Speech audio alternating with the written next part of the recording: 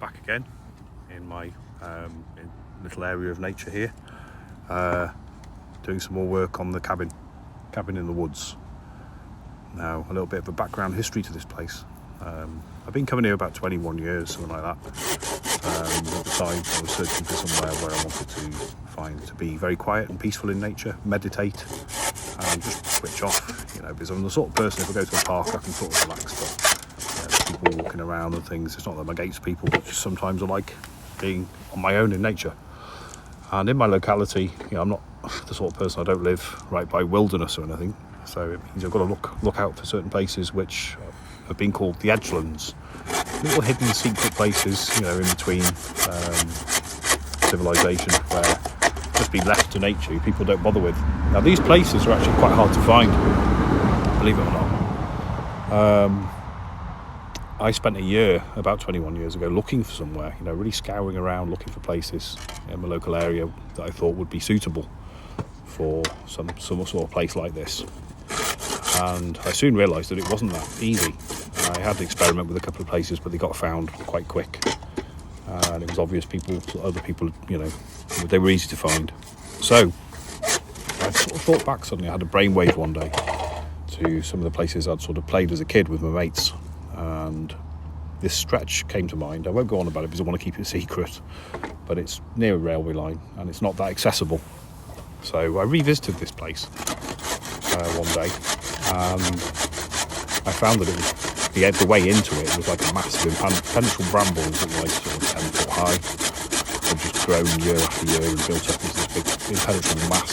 So I returned again with a pair of shears, and I actually cut my way in over time. Made a little tunnel that I could go through, and then eventually made a circle inside of this, which was totally hidden away. Nobody knew it was there. I camped there a couple of times over time. I potted up some little trees and brought them and planted them here, and over the years they've grown into quite big things. And then the circle got bigger. I made a pond at one point.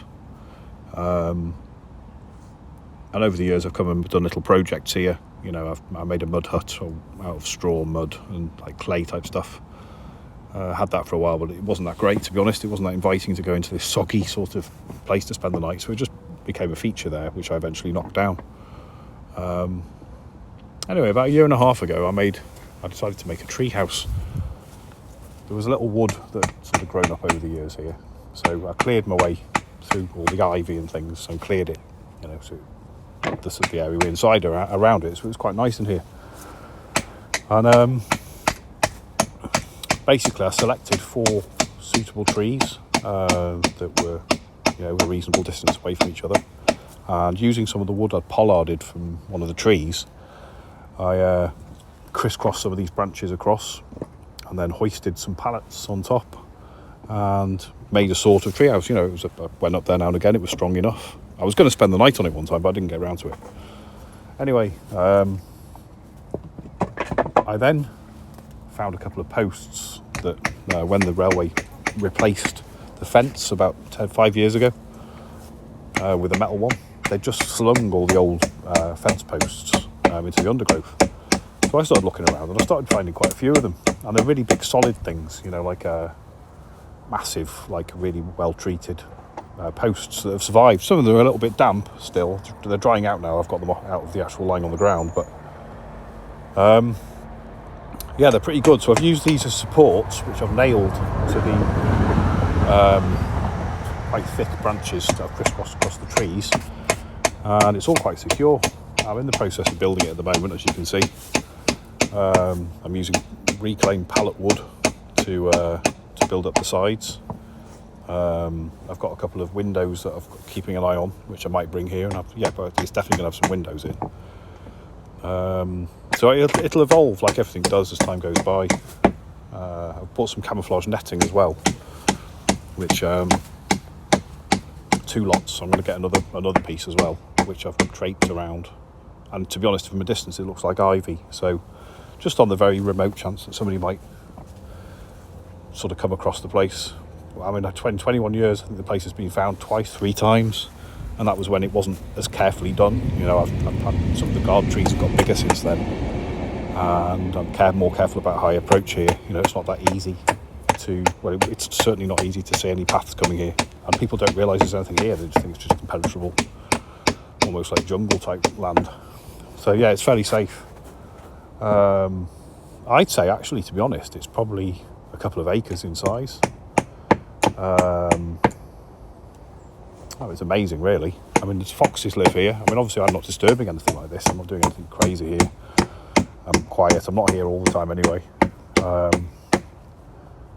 I know that there's fox tracks. I've even seen foxes here actually in the daytime. In fact, they use one of the trees that I planted a while ago that's grown quite big now, a fir tree.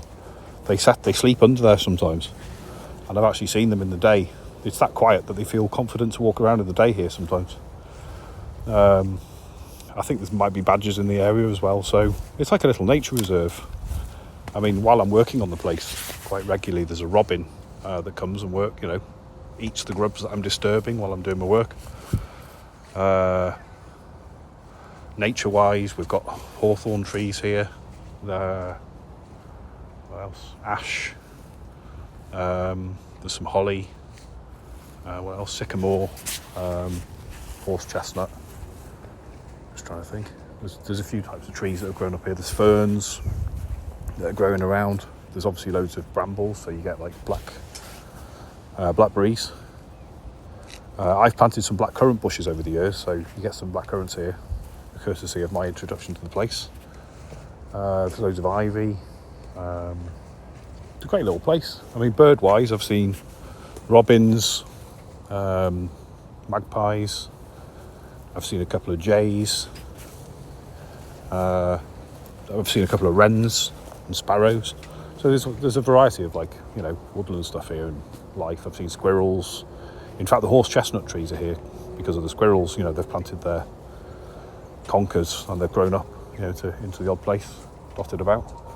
But I'd like to think if it's a sort of symbiosis between me and nature. I mean, one thing I have realised, from spending a lot of time here over the years, is that you can actually work with it as well. It's not like you don't have to be separate from it. I think if you work, there's a notion sort of being formed at the moment by people that we have to be kept away from it almost. That's not the case, because not only can we learn from it, but also we can actually, believe it or not, sort of help it as well sometimes. I mean, but be with it. As in, certain little areas that I've cleared here, and I don't just go crazy and clear the whole place, just the odd little place. And it's allowed other species of things to come through.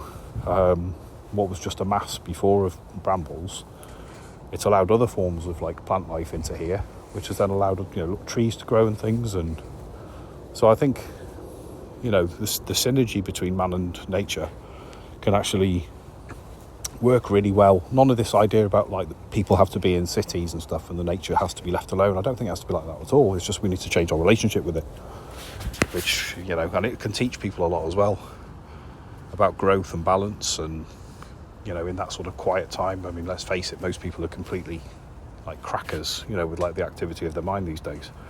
You don't get many people coming down and really getting to that sort of slow pace within, where you can even get to places where you don't feel the need to think about anything.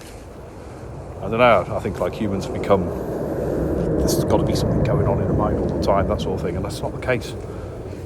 You've got to create space in your mind, nature has to have, spaces can help other things grow in it. So it's evolution, and being in a place like this, I believe helps the evolution of the people who, whoever's involved in it, in this sort of thing. Anyway, the progress is going well. I've probably done about maybe an eighth of the building up of the pallet wood around the side posts. All the posts are in place now. I need one more camouflage netting thing. At any point actually, I might improve. I'm going to improve the roof.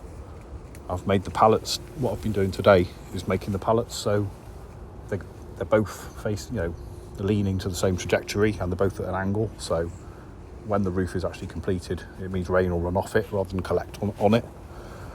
I've measured up.